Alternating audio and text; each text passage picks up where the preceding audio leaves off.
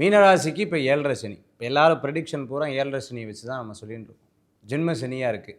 ஜென்ம சனிங்கிறது என்ன பண்ணுவார்? அதாவது சனி பகவானுக்கு மட்டும் ஒரு தனிப்பட்ட சக்தி.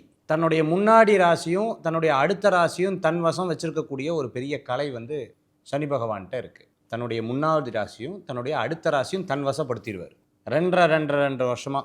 அப்போது சனி பகவான் அந்த ராசியில் இருக்கும்போது அந்த ராசியில் ஒரு நட்சத்திரம் இருக்குது, உத்திரட்டாதின்னு ஒரு நட்சத்திரம். அந்த மீன ராசிக்குள்ளேயே சனி பகவானுக்கு வீடு இருக்குது. அப்படி இருக்கும் பொழுது மீனத்துக்கு ஒரு தனித்துவம் இருக்குது. என்னென்னா உபயராசின்னு பேர்.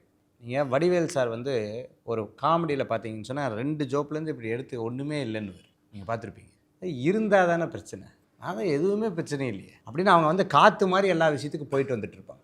மன ரீதியான சில விஷயங்கள் மட்டும் அப்படி கலக்கத்தை ஏற்படுத்திக்கும். நம்ம இவ்வளோ உழைச்சி இவ்வளோ பண்ணி மற்றவங்க பேர் வாங்கிட்டு போகிறாங்கங்கிற ஒரு எண்ணங்கள் மட்டும் அவங்களுக்கு அழுத்தத்தை கொடுக்கும்.